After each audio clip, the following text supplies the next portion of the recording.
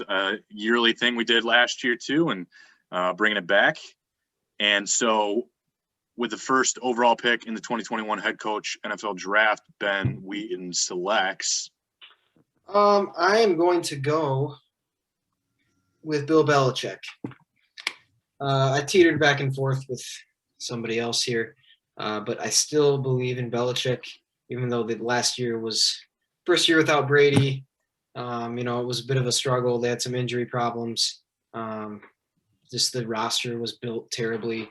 They had COVID opt-outs galore. So I don't really look into that 1 year as anything more of an aberration. I think the guy can still coach. He certainly can coach defense. And he still had them, what was their record last year? 8-8, Mm-hmm. right?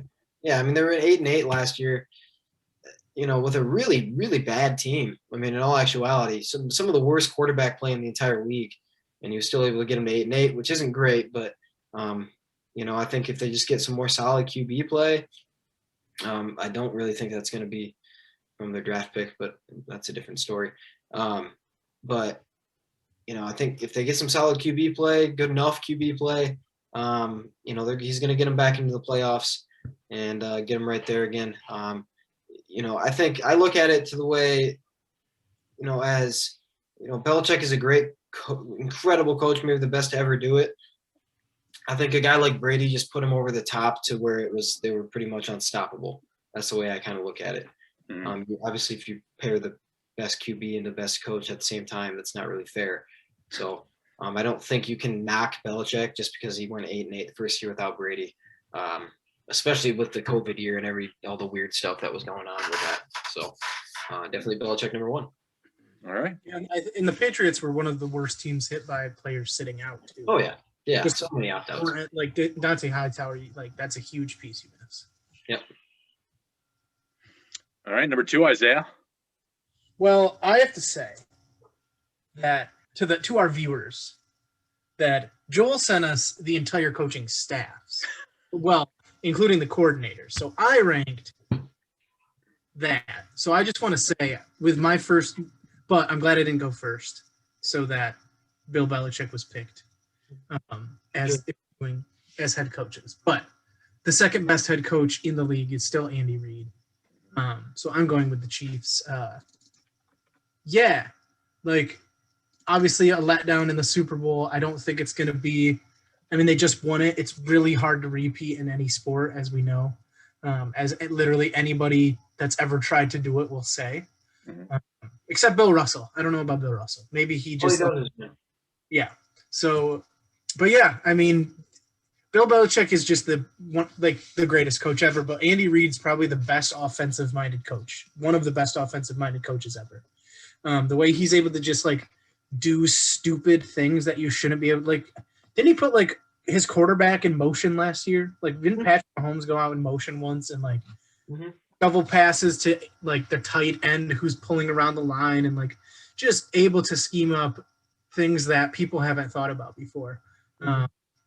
So, yeah, right after Bill Belichick, Andy Reid is the best head coach in the league. Okay. Yeah. All right. Well, with the third overall pick, I think you could go several ways. Yes. So I think a lot of these next couple of guys are going to be pretty neck and neck, in my opinion. But I went with the New Orleans Saints and Sean Payton. Mm-hmm. Obviously, his big flaw around him was the Bountygate scandal and investigation. But I think, again, the defensive coordinator that he has, Dennis Allen, was a huge part of trying to break that tie with some of these other guys. So I'm going with Sean Payton here and New Orleans Saints at number 3. But like I said, I will respect any and all of your decisions that you have next. Yeah, really, because I am going with Kliff. No, I'm kidding. Okay. Said you'd respect it. No. Number 4. Yeah, I agree with Joel. There probably could have been 5, from maybe 4 or 5 guys in this 3-4 range. But I am actually going to go with let's see.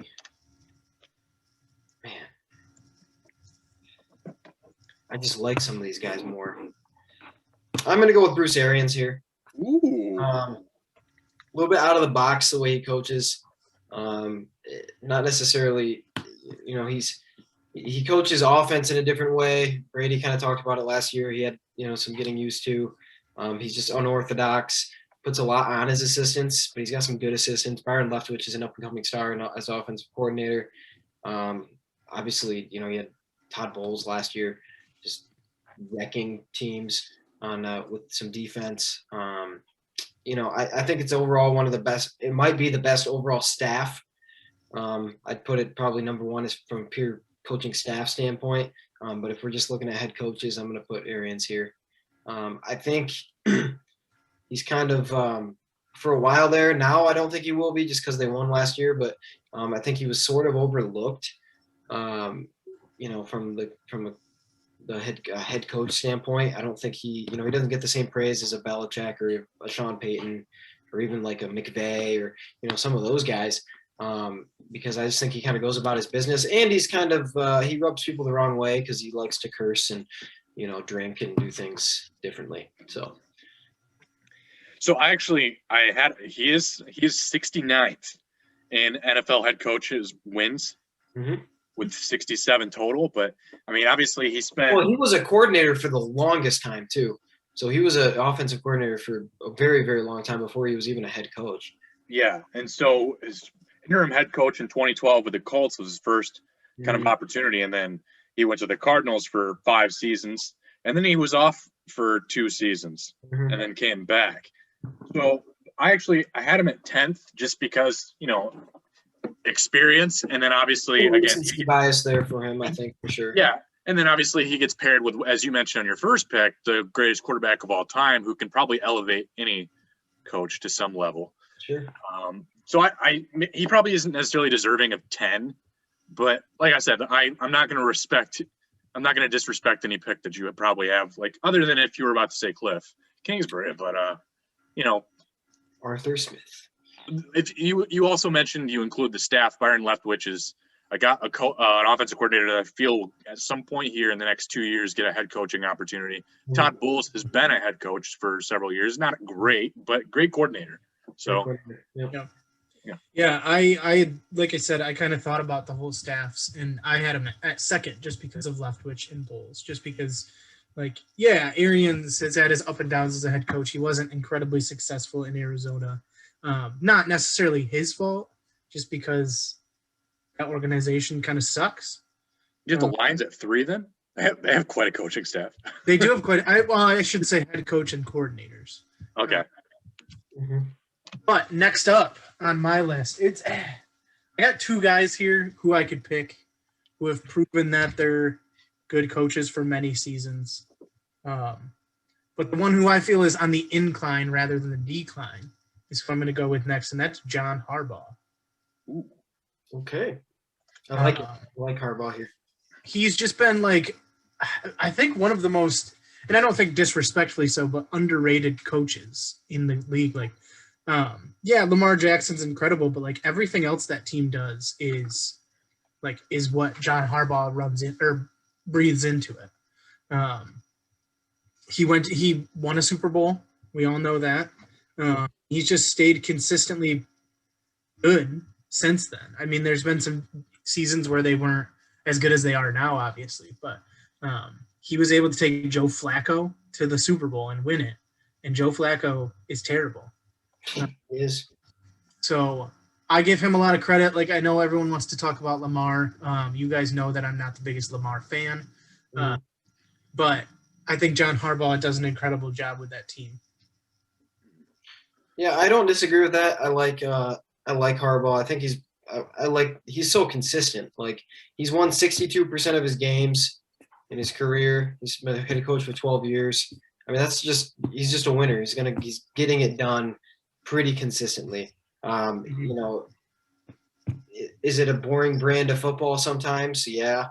But yes. You know what? He figured out the formula and how to win games with when you have maybe a little bit less skill talent than some other teams. So, just extremely consistent, figured out a way to get it done. And obviously he does have the one Super Bowl, so you can't really take that away from him. and they weren't.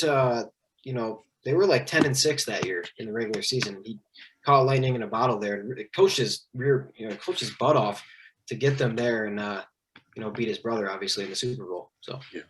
Well, I mean, and if you go with coordinators, Greg Roman, offensive coordinator, is going to elevate him a little bit. Great, one of the best offensive coordinators in the game. Yep. I mean, I'm not big on Don Martindale, but again, he's just old. Yeah, but again, he does get the job done. He's never going to be like a loser. I don't ever feel like he's going to be on the hot seat. He's going to be one of those guys that's just like his brother in Michigan. You can't really put him on the hot seat because he still wins most of his games, even though he wins all the games he's supposed to. And like he had the 1 year where he caught lightning in a bottle, and that's great. And you know what? What are you gonna do? Because like you hear like Ravens fans complain about him like midway through the year the whole time. Oh my gosh, we're 4-4. Fire Harbaugh. And then suddenly they rip off 6 wins in a row, and they're like, oh wait, never mind. He's my dad. He's cool. Yeah. So then they finish 11-5, 12-4 every year. They just haven't been able to put it together with Lamar so far in the playoffs, but they got that first playoff win the last year, I think it was. They'll figure it out eventually. I'm not sure just because of some of the other teams how good they are right now if they'll ever really be able to get over the top right now. But consistency is, if you're looking for a consistent head coach, he's what I'd want. Yeah. All right. Number 6. Again, there's a lot of guys that have experience in this league, are top 25 in all-time NFL head coaching wins. But I'm going to go with another up-and-comer with a great coaching staff, and that's going to be Sean McDermott for the Buffalo Bills. Yes. Brian DeBoll, offensive coordinator, obviously was interviewed for head coaching positions this year. He has Leslie Frazier, a defensive coordinator, who's NFL head coaching experience with the Vikings. So I like the coaching staff, and I think Sean McDermott's done a really nice job getting those guys to be like the team to beat now in AFC East. Yeah. Yeah, I like McDermott. I think, it was a little – he right away you kind of saw like a change when he got hired. And I think, obviously, that he's kind of, along with Dable, unlocked Josh Allen this past year a little bit. And if they can continue to get better, we were talking about him coach of the year last year. We were talking about, how good he really has been. Buffalo is going to be a force to be reckoned with. So, yeah, I had McDermott at 7. I'm a huge McDermott fan. The only guy I had in between him, and I won't say who it is, but just because he hasn't, I think McDermott seems to have like a little bit of a hump he has to get over. Obviously that incredible season last year, but still fell a little short. And I don't know, it's similar to a little bit similar to like the Ravens with the Bills, is that like they're incredible and they have a great quarterback, but there's so much competition at the top. It's really hard for them to find their way in it. But since the Patriots have declined, the Bills are still the favorite in that division. And Sean McDermott's made Josh Allen into who very little people saw him being in the draft. Yeah, very true. All right, number 7, Ben. All right, I'm going to go with Sean McVay here. Now, I had my doubts about Sean McVay a little bit, and I still sort of do, but I would like to see what he does with Stafford, and I think he belongs here just because of what he was able to do a couple years ago, getting his team to the Super Bowl. I think some teams, started to figure him out. The Patriots certainly figured out his offense in that game, but I think some teams have started to figure him out a little bit. As far as on the offensive end, we'll see if that was just due to Goff's limitations or if that's just kind of how McVay's offense is going to be. I have my belief that, with a real quarterback, like a really good quarterback, that he's going to kind of get the offense back to where it needs to be, because that defense was stellar last year. Mm-hmm. So I think McVay belongs here, still considered up and coming. I think he was kind of, I don't know. I think that some people started to doubt him after that Super Bowl because of how bad they looked for a while there. But I think he belongs here, definitely in the top 10 pretty securely. Just because he's still, even when they were bad, bad per se. That wasn't a good roster last year. I mean, we ranked most of their positions pretty low, beyond like D-line when they have literally the best defensive player in football on their defensive line. And beyond him, they didn't really have anything else either. That's my concern for Stafford, though, is the offensive line now that he's behind is much worse than the Lions. Yeah, he's got good offensive tools, like Cam Akers obviously was better than what we expected, and then obviously Robert Woods and Cooper Kupp and what have you. Like he's got pieces there. But like what's going to matter more, the weapons for Stafford on offense or an offensive line that can block for him? Yeah, whether he can not die this year. He's been injured, so McVay's a proven coach when he's got the pieces. We're gonna have to see if he's got. I mean, what he took with what we expected from the defense last year. Yeah, they were 10-6. I mean, that's pretty. And he's not even a defensive mind. So obviously he had some part of that, and it's well rounding him quite a bit. So for sure. Number 8, Isaiah. All right, I will go with someone I've mentioned twice, but without saying their name. Pick John Harbaugh over him because this coach is in decline in my mind. Pete Carroll. Yeah. That was my next available. Yep. Yeah, I don't know, man. Pete Carroll's kind of getting old. I think he's still one of the best coaches. Like, I could not understand having him out of the top 10 in head coaches in the league. I don't think he's much higher than if you had him over 5, I'd be kind of questioning what you think. But I don't know. Like, it's so hard to understand what they're trying to do in Seattle. Like, they started with just letting Russell Wilson go off, and then halfway through the season, once they had just the smallest amount of adversity in that regard, they were like, well, we need to have defense and run the ball. And it's just dude, you had 2 games where Russell Wilson didn't do what you wanted him to do. You can't just bail on it now. So I think Pete Carroll's just kind of too stuck in an older mindset of how to win football, and especially in the division that they're in, the most competitive the past couple of years division in the NFL. You just can't have that old mindset, especially when you have Russell Wilson. I kind of wanted him to get traded, not to just see him be successful, but so someone actually get as much as they can out of him. Yeah. If Wilson has a lot to offer. We'll talk about that when we go over next week our quarterback rankings, but I feel like he's spoiler alert, he's top 3 in my mind. I think he's one of the best quarterbacks, and if you let him do what he needs to do, I know it's become kind of a meme, let Russ cook, but I think Pete Carroll kind of shackles him just because he's in an older mindset of how the football team should work. Yeah. But he still is a Super Bowl winning, Super Bowl runner-up, multiple-time conference. Oh, I would call him Super Bowl winning and Super Bowl losing based off of his own decisions coach. Yeah. Yes. Also, the Seahawks are still just a threat every year. I still think he's, like I said, in the top 10, but he's declining if he doesn't figure something out how to be competitive in today's NFL, especially with the rise of the 49ers and the Rams and the Cardinals in the division. You have to be competitive and on your game constantly when you have those 3 teams to play twice a year each. For sure. Yeah. And bouncing off of that pick for my next one, obviously he's tied for 21st with this next guy I'm picking. That's Mike Tomlin for the Pittsburgh Steelers. I hate Mike Tomlin. A lot of people don't like him because sometimes lately he's another guy that's kind of feels like he's in decline. His game has kind of turned into mediocre. Obviously started out 11-0 last year, and then you almost blew your playoff chances completely. Mm-hmm. But I tried to put him in consideration with my next on my list with coordinators, and then I took Keith Butler at defensive coordinator. Obviously created one of the best defenses, especially run defenses in all time in the NFL last year. So, Mike Tomlin still brings something different every single year, and there's never a loss of excitement as far as the Pittsburgh Steelers go, whether it's TikTok antics or bad attitudes or freeze up. What do they call that? Froze. Antonio Brown had the freeze issue.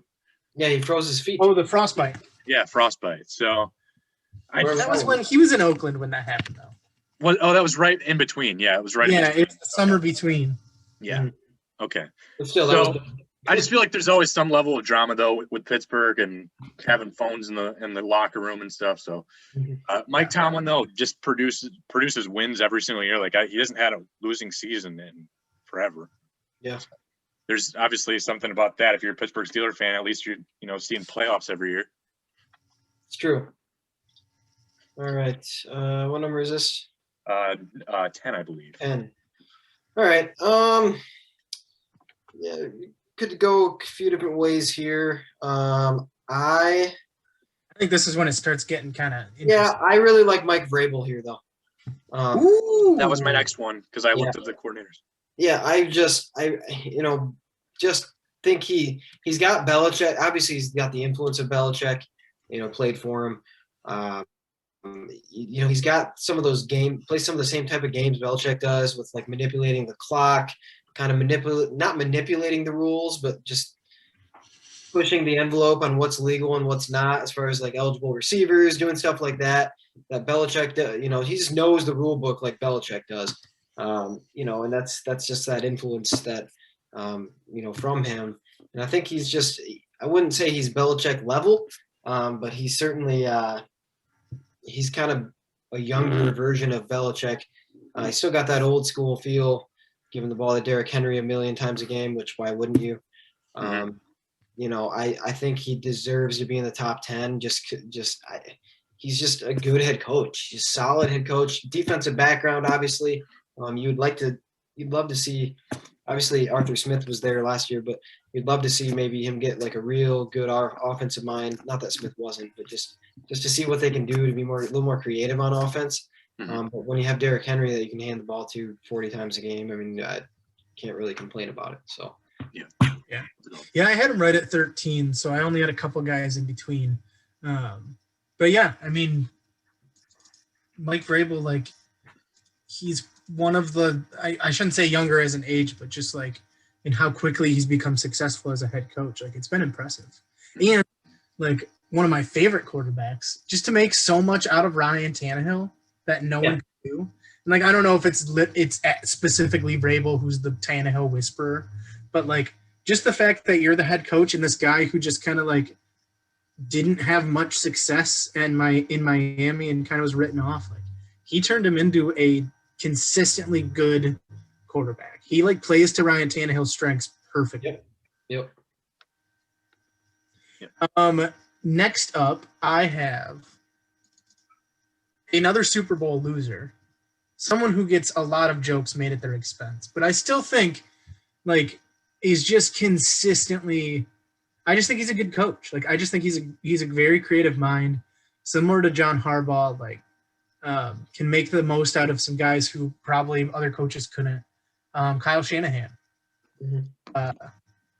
I think, like, if you just look at last year, it's not too good, but the 49ers went through a lot of crap with injuries and just with what they were going through on their team with Nick Bosa and with, even though people don't like him too, but Jimmy Garoppolo. But again, he's able to make Jimmy Garoppolo look really good.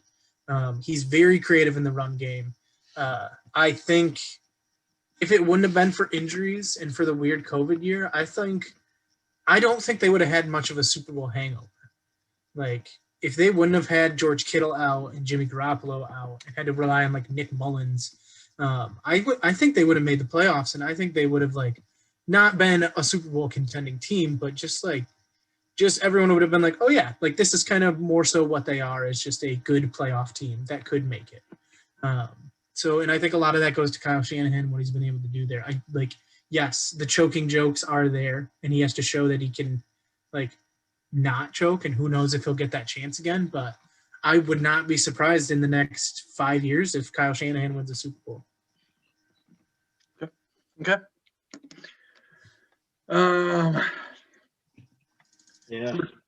12. I'm gonna go. A bunch of guys just right in the middle here. Yeah, I'm gonna. You mentioned how there's just a lot of crap that has happened to Kyle Shanahan. There's a lot of crap that happened to this guy just last year, and I'm going to say Ron Rivera and cancer. Yeah. Ron Rivera, I think, is a quality coach, and obviously he did it for like 10 years with the Carolina Panthers. And now took over the Washington football team, who was already going through a ton of crap with like the allegations and the front office and like changing of the team name and uniforms. The worst owner in sports. Yeah, it's just one of. And he's walking through that while he's got cancer. Creates the comeback player of the year with Alex Smith, gets him on the field, and pretty much produces a better brand of football than I think a lot of people expected from the football team in general. I was expecting another top 3 pick, to be honest, from them. And they stay competitive, and they have a really good defense. So I'm going to give Ron Rivera some of that credit here and put him here at 12. Yeah, I like Rivera. It would have been great if they had that top 3 pick because they really need to figure out what to do at quarterback. But yeah, I mean, Ron Rivera is awesome. I think most people were pretty surprised when he left Charlotte, just because he's just been a pretty consistent good coach. But I think they just wanted a hard reset. But yeah, I mean, the Redskins were like, if you just look at his record, you may be like, really, he's like this high, but like what he was able to do with so little, like outside of the front 7 on that defensive side of the ball, they have nothing. Like they really don't have much at all. So to be able to like make the playoffs and to come out of that terrible conference or division on top, like it's impressive. I give him a lot of credit. All right. A couple of these are tough. Man. I guarantee you will not pick my next guy. Oh boy, you have a reach, huh? You're guaranteeing. I think people will think I could go for experience, but I don't like him. I could go for 2 different guys that have more experience. One I actually like a lot, and one I don't like. Or I could go with the guy who I think is actually a really good head coach, but doesn't have hardly any experience. I'm going to go with that guy. So I'm going with Kevin Stefanski right here. Cleveland. Oh, you picked who I had. No, that's why next available. Yep. Oh my goodness, guys, look at us. I actually had Stefanski at 11 on my list. Yeah. I had him at 11 as well. That was impressive to me what he was able to do, just because of what a dumpster fire that team had been for so long, and the revolving door of head coaches that have been there. They finally feel like they found a guy who can solidify it and be a good head coach. Got solid team. Obviously, we thought the Browns were, as far as a pure talent standpoint, should be good this past year. But you know what? We'd seen them have talent per se before. And, if you don't have a good enough head coach to kind of harness it all, you're going to still suck. So he was able to figure it out, able to handle all that goes with, being the Browns head coach and the curse that it is. And, got them to the playoffs and really very easily could have beaten the Chiefs in that playoff game, except Chad Henne's the GOAT. So anything is possible, baby. Anything is possible. Stefanski is certainly up and coming. I'd love to see it happen, 2 years in a row to really solidify him up there, maybe a top 10 at that point. But sky's the limit because they're continuing to. I think they could be better next year. Another year of Baker, another year, with a good receiving core. Miles Garrett, I don't know. Running back duo. Yeah. Yeah. I mean, they have a great team, I think. Stefanski deserves to be right here. So. All right.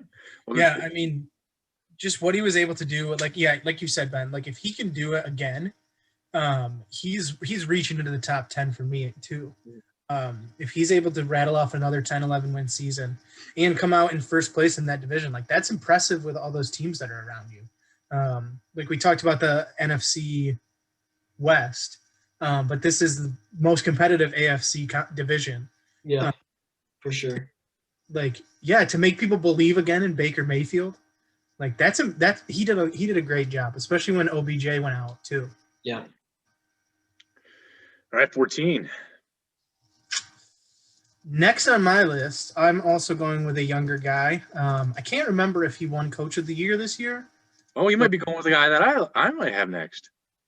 Brian Flores. He won Coach of the Year, right? Yep, that's who I have. Yeah. I have him right next to Stefanski just because I think their last season for them was very similar. They both had young quarterbacks who didn't have a lot of trust and didn't think they could be that guy. Baker Mayfield looks a lot better than Tua at this point. Like, I think the Dolphins are still a little unsure. I'm glad they put a lot of weapons around him. So, like, it's, hey, Tua, you're either going to fail or you're not. Yeah. Like, but yeah, Brian Flores, like, to take the Dolphins and make them respectable and make them an organization that, like, the only team in that division that can really give the Bills a run for their money. Yeah, after, like, gosh, what was it, 3 years ago where the Dolphins were like 0-10 at one point, or like 1-10, and just had an awful season. I guess 2 years ago. It'll be interesting to see what happens with Tua this year. I am really interested to see if that's successful. I think their ability to be a playoff team and a contending team relies on how he develops, and whether he's able to have success. I think Brian Flores is one of the coaches to do it. I think he's a great mind, and I think he's just going to be very successful in that spot for a few years. For sure. I don't disagree with that. I like that. Yep, it works. All right, 15. I'm going to go with Matt LaFleur. Yeah. The guy's got winning over 81% of his regular season games with the Green Bay Packers. Obviously, took over a pretty talented roster with Aaron Rodgers, but that may not be the case. So things are TBD in regards to the future of the Green Bay Packers seasons and Matt LaFleur trying to lead and carry this team still without him. So, yeah. I don't know what to expect. We still don't know how this season is going to play out. Are they just going to – is Aaron Rodgers finally going to suck it up? Or are the Packers going to try to figure something out? Or is he getting traded? Is he retiring? Like, there's so much drama that could still happen from now to the regular season with the Green Bay Packers in their season. But so far, so good for Matt LaFleur, winning over 81% of his games. So I'm going to feel good about putting him here. Yeah, I mean, there's the strange field goal at the end of the year last year. That was a perfect decision. But you know what? I think, yeah, he's definitely propped up by Rodgers for sure. But, he hasn't done anything wrong, I guess, other than that. Yeah, I mean, and every coach has dumb, like Pete Carroll. Yeah, I mean, so that happens. So, I would like to see more out of him. Obviously, he took over a great situation. But good offensive mind has things kind of clicking on that end for sure. So, all right, halfway point at 16. Man, who gets the halfway point? I'm going to go with Frank Reich here. All right. It's my next. I think Frank Reich has a great offensive mind. That's who I have next. I loved Frank Reich as a coordinator in Philadelphia, and you saw when he left, then suddenly Doug Pederson doesn't know how to coach anymore. Wow, imagine that. I think he's got a good situation with the Colts. He's got a team that he can, certainly build with. 1-5 last year, had some limitations for sure, but I think they're kind of poised for a nice run here. So I think he's a good head coach. Certainly somebody that flies under the radar though. Not somebody that's going to grab headlines or is not going to go crazy in press conferences or do anything stupid. But he just gets the job done, and it's just a solid offensive mind. And I think he's going to have a good, very successful time there. Yeah, it's kind of nice. My entire top 16 is completely filled out now. So mine is too. I think it's pretty clear. I mean, for the most part, you can be moved around. Maybe the top 20 is pretty easy, I would even say. But then after that, it's going to get really bad. Yeah. Or just really like, I don't know. Yeah. I mean, you don't know what's. Yeah, 7 new head coaches. So in my mind, at this point, everyone we've picked is like, I would say, a good coach. Yeah. Yes. Left, I do not think is a good coach. There's some on here. There's a couple guys who are okay. They're okay, but they're just not good. There's some on here that I'm like, I don't. They can be good. There's 3 guys who can be. Yes. You guys are going to be stunned by my next one, but I know Isaiah's going now. He's not going to pick my next one. Yeah, and I will say I'm going to pick, and then I'm going to rejoin the Zoom because I'm having a lot of internet issues. All right, deal. My pick is Mike Zimmer. All right. So him, Jon Gruden, and Kliff Kingsbury are in the next three for me. I picked Zimmer just because I trust him a bit more. Like if everything fell apart, out of these three coaches, I should say, if only one of them didn't have everything fall apart next year, Mike Zimmer's the one I trust the most. I don't think he's been as good as he needs to be. Like the Vikings have been very underachieving. Extremely average. Yeah. And I don't watch enough Vikings or like keep up enough with them to know if it's coaching or not. But I think Mike Zimmer is pretty consistent. I think that's why I have him above those other two guys, because if Jon Gruden, if he just went 3-14 this year, I could see it happening. Same with Kliff Kingsbury. If just people started figuring him out like Sean McVay. Mike Zimmer, I think, is just kind of found, like, we kind of know what he is. We know he's a pretty good coach. He can be consistent and know how he coaches, and I think that's why I have him at this point. Yeah. Yep. All right. Number 18. Man. I might go back-to-back NFC North, because this is why I said you guys are going to be stunned at my next one. I'm picking Matt Nagy, baby. Gross. All right. So Matt Nagy has never had the luxury of a competent quarterback. No, he hasn't. And that's where I'm like, all right, I don't know. I want to see how he does. I mean, Andy Dalton's even more competent than like Nick Foles or Mitchell Trubisky has ever been. So you have Andy Dalton and Justin Fields now to kind of go back and forth on. I feel like I want to see, especially because Matt Nagy was really good his first year as a Chicago Bears coach. Yep. And Bears fans were super ecstatic about it. And even ask him now, and most Bears fans still don't want Matt Nagy shipped off to Boston. You know, I mean, they want to see how he can do with this new quarterback toy that he has. So yep.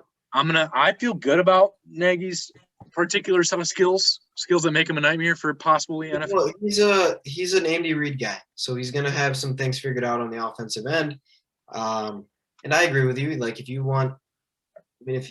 would like to see him with a real QB, he was able to do some things with Trubisky at times last year too, where you're like, all right, maybe this is starting to be figured out.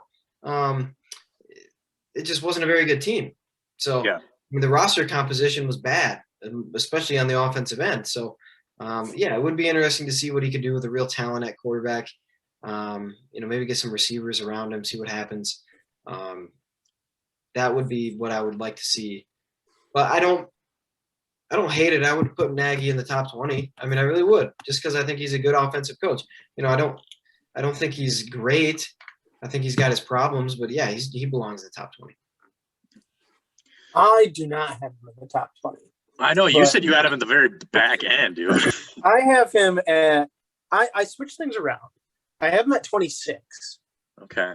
So here's the thing. So if he completely, like, if it tanks in like 2 years here with the Justin Fields deal and if it just goes downhill and he's like 6-10 twice or something like that, yeah, I mean, then it's over. But I agree with Joel. I would just like to see him with a real quarterback before I make a judgment to send him down all the way down towards the bottom, because there's too many guys that are either completely unproven or just flat out bad that to put to the bottom. And I'm not going to put Nagy in that group. It is weird to see that, like, he is still in, like, I think he's going into year 5 with the Bears, and like he's still like to be determined, because obviously he came out of the gates fast and really well in his first year.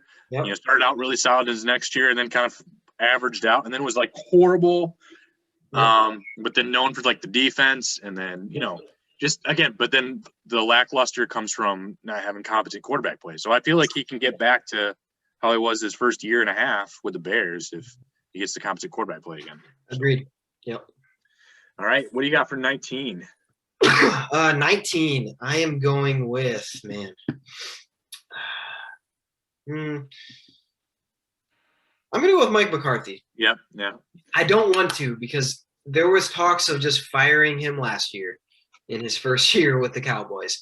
But I think just based off track record, I think he belongs here. Just had a great run with the Packers. I think he just kind of got thrown into a situation that he didn't quite know what he was getting into last year. And then, I mean, I think they would have had a decent year had Dak not gotten hurt. They had a bunch of injury problems. They finished 6-10. Not what they were looking for a talented team. But, I mean, Dak got hurt and Zeke was pretty checked out all year. So we'll see where that goes with him. After Dak, they just had some horrendous QB play. I think if they get Dak – go ahead. He's got wins under his belt. I mean, he's right next to Tony Dungy and like John Fox and Marvin Lewis. Incredible run with the Packers. I mean, except for the last few years, I mean, he had 15-win season. There's been proven competence with him that you're like, okay, you can be in the top 20. I'll allow it. Exactly, and has plenty of room. Let's say the Cowboys rip off 13 wins this next year and make it a little nice run in the playoffs. Like it doesn't help when you lose your starting quarterback, your entire offensive line, which is notoriously one of the best lines in football. Exactly. Right. And Zeke went downhill, and Zeke's already seems like he's going downhill. So yeah, he likes to do drugs. But anyway, but they just don't. I just don't see how you can leave him out of the top 20 just with his track record. Bad year last year. Cowboys fans always make things worse than they really are. Yes, they're terrible. 6-10 with like your entire offense being injured. And Ben DiNucci. Yeah, I mean, come on. 6-10 is pretty good, man. DiNucci. And like, DiNucci. 6-10 is like, I would say that was after Dak went down. That would have been best case scenario. They could have been way worse. Yeah. Yeah. I think why I don't know. I should have probably had Mike McCarthy next after instead of Mike Zimmer, just because also looking at his staff, like having Dan Quinn, like great pickup. Kellen Moore is my favorite college quarterback of all time.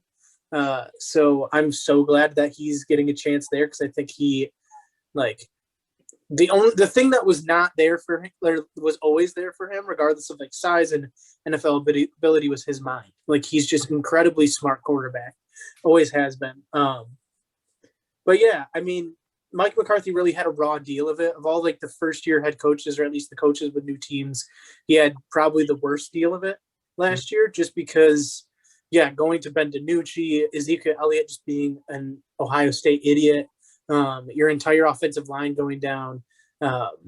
It was a tough go of it. But I really think, like, if there was a most improved coach, maybe we should make that award, but he'll probably get it next year, just because if they're healthy and he's got a bit better staff around him, I think he'll do really good. I don't think the NFC East is going to be such a cluster this year. Yeah, I agree. Next up on my list, man, I don't know. I'm going to pick the Jim Harbaugh. Oh, that's kind of mean to Jim Harbaugh. Never mind. I'm going to go with Jon Gruden. I almost called him the Jim Harbaugh just because he gets paid a lot of money to not succeed. But I don't know, man. Jon Harbaugh, I don't know. Gruden. I don't know why he was so highly touted. Like, I understand he won a Super Bowl, but I don't think that was him that necessarily won the Super Bowl. Like, that was a very good team and a good coaching staff around him. The team in itself is just weird. And I feel like Jon Gruden, he'll do a couple really good things in a row. Like, he'll sign a good free agent. He'll make a good trade. He'll, get a good draft pick. But then he'll just do something stupid. Like, he'll just do something where, Jon Gruden's trying to be Jon Gruden. Like, someone made a computer program of Jon Gruden, and then it just makes a stupid bonehead decision every once in a while. And, so I don't know what it is. I still think he's a top 20 coach. I think he's a great head coach. I think he's good. Not good, I should say. He's, on the cusp of good. But he just hasn't had success yet. And I don't know why they are paying him $100 million. I don't know. I think give him all those years guaranteed. It's crazy. Right. He didn't even earn that Super Bowl. He took over Tony Dungy's team. You're welcome. Yeah. If you're looking at it, Jon Gruden in his career has been an incredibly average head coach. Like he is 114 and 110 in 13 years. And he has 5 playoff wins and 4 playoff losses. And I don't know why every year he's been coach, like his first round draft pick is an incredible reach. Incredible reach. That's what I mean. That's just an Oakland Raiders thing, in which he who knows how much influence he has on all that. That's a front office problem. That could be Mayock, yeah. But my other thing is yes, the reason the Raiders paid him so much is because he had an incredible run for 3 years in a row with the Raiders where they were good. They were very good. They had Rich Gannon. They were out there doing things. Derek Carr was like MVP caliber. Yes, and I actually think where it was ridiculous. And I actually think they should be pretty decent. And they beat some teams last year. You're like, all right, that's they beat the Chiefs, and they scored with the Chiefs. They should have won more games than they did. They completely blew the end of the season last year, and I put a lot of that on Gruden. So I do believe he's a good head coach. I'm not going to put him in the great tier. There was maybe a period of time in the mid 2000s or early 2000s where you're like, man, Jon Gruden's a great head coach. But I think that luster is kind of worn off. If you're looking at Gruden's Raiders teams since he came back to the Raiders, they have technically gotten better every year because they were 4-12, then 7-9, now then 8-8. So he can't say that. You can't really say they've gotten worse or regressed. But he's got to put up a 10 or 11 win season this year, in my opinion. Right.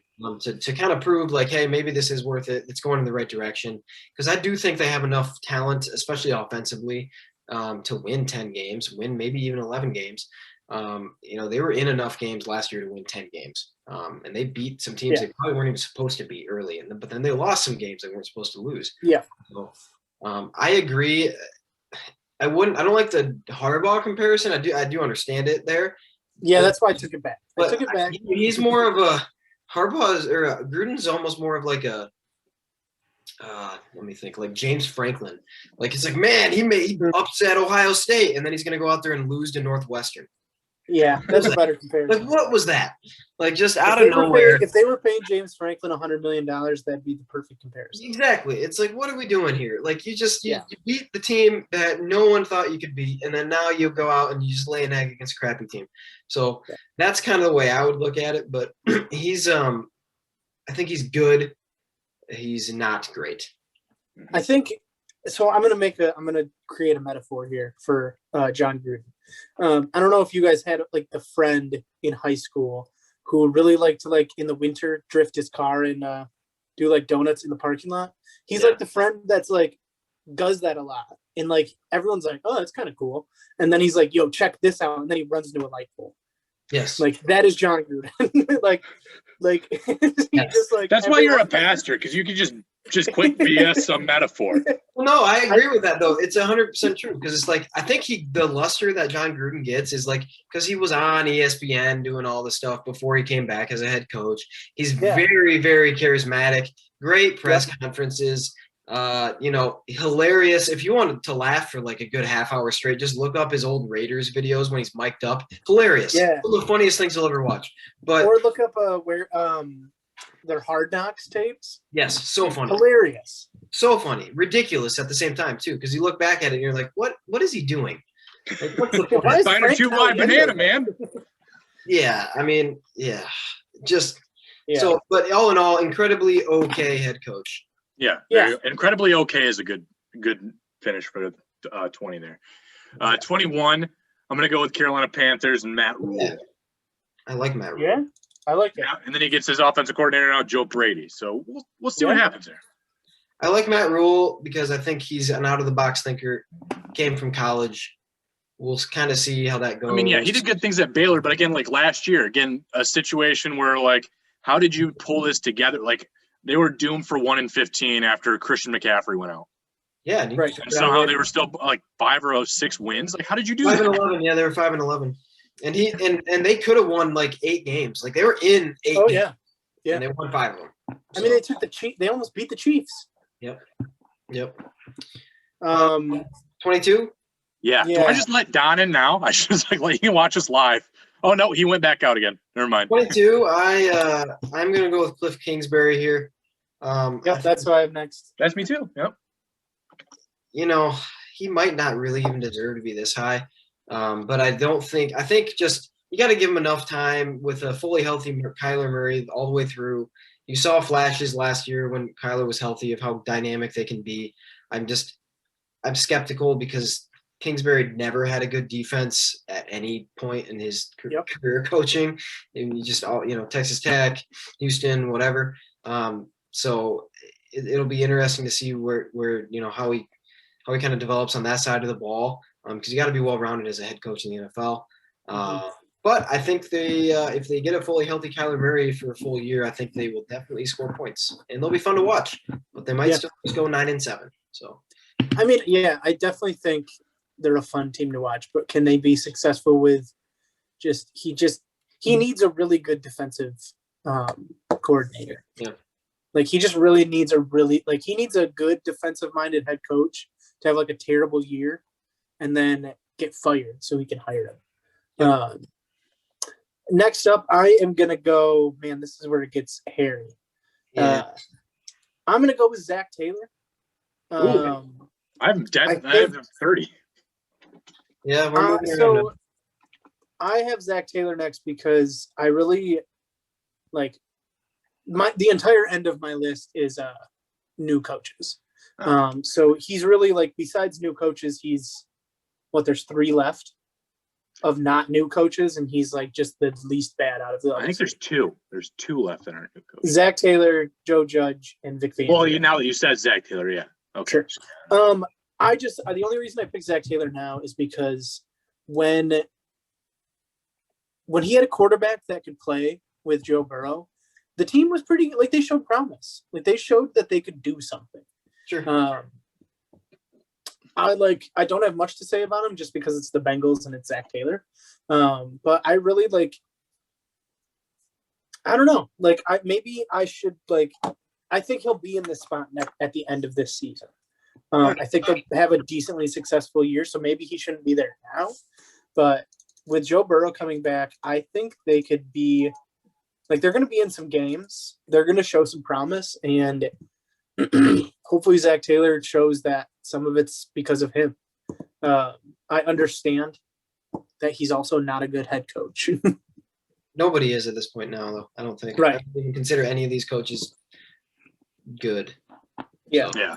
I think a lot of them are to be determined. Number 24, I am actually going to go with a rookie coach, though, and I'm going to go with Robert Saleh. I have New him York Jets. So, and I'm going to try to make it as quick as possible, my reasoning, but I think he had ample success on the defensive side of the football, and I think that's something that the Jets crave the most. Obviously, they still have definitely offensive holes. Who knows what they're going to get with Zach Wilson, but now is the time to have a rookie quarterback and a rookie coach try to work together, and learn from each other and grow together. That's going to be your best opportunity, and they didn't have that with Sam Darnold. They didn't have a rookie coach going into that either. So, let's give it a shot. And see, obviously, he was the most highly coveted head coach going into the offseason after Black Monday. So, I'm going to put him here at number 24. All right. I am going to go 25. I'm going to go Joe Judge. I don't like Joe Judge, but I don't know why I don't like Joe Judge. I just think the Giants are just a black hole, doomed to go 6-10 or 7-9 every year. So, yeah, he deserves to be right about 25 because of that. I think, I don't know, he had him in some games. They were playing some tough defense for periods of time last year. But, yeah, until you show me something that puts you a tier above, I don't think you're going to get out of the bottom tier here because, I even considered putting in maybe a different rookie head coach above him. But, I just think until he shows that, you can unlock Daniel Jones and somehow win 10 games in that division, it's such a bad division. Going 6-10 is even worse. Imagine if they were in a good division. They would have won 3 games. So, he deserves to be right here. I actually had this guy ranked as my highest rookie coach just because of the staff he's put around him. Our very own Dan Campbell is next. Probably the best personality out of any of the new coaches, 100%. I know Salah gives him a run for his money, but I don't know. Sirianni's interview. So time out. If we get to Sirianni, I just want you to clip that because that was the worst press conference I may have ever seen in my life. So yeah. He might end up last. I actually have him last, yeah. I do too. But yeah, I mean, Dan Campbell's put a great staff around him. So if we're going off coaching staff, he might even be higher than 26. Are we at? Yeah. Not high, but that's okay. I actually have Campbell right at 26. Yeah, having Anthony Lynn as his offensive coordinator with some head coaching experience. I just heard an interview with Campbell with Part of My Take, which had a lot of clips from it, but like just his personality seems like he can just lead a locker room, which the Lions haven't had. Mm-hmm. Jim Caldwell was a corpse and Matt Patricia was an idiot. So they're happy to have a fiery guy. But yeah, he's totally unproven though. Like we have no idea how good he's actually going to be other than that personality, but that's a really good starting point, at least in my mind. So if the success comes, like it's a full package. If he is successful on the field, but also is pretty awesome off the field. Yeah. All right. Number 27, I'm going to go with another rookie coach because I cannot touch some of these other guys. And it's going to be the guy that I actually wanted the most for the Lions at the time was Urban Meyer. Gross. Yeah, well, it doesn't feel good to make the pick, but we're at that point anyway in the list. 31. Oh, wow. So, yeah, that's just your putrid hate of Ohio State. No, that's what it is. College coaches just don't do well. Pete Carroll. Okay, name Jim Harbaugh. Name 10. Yeah, Harbaugh. Name 10 of them. I don't have time to do that. So Urban Meyer, obviously, he's already proven he's going to take chances on some guys that haven't played, like Tim Tebow, already coming back, rekindling that love from Florida. Weird. Right? I love Tim Tebow as a person, though. So it is, but that's just the whole thing's weird. It's just weird. Yeah, I love Tim Tebow. It's weird. I love him so much. So does Urban Meyer. Well, he could marry my daughter. So. All right. No, that would be weird. That would be an age difference, wouldn't it? That would be weird. Yeah.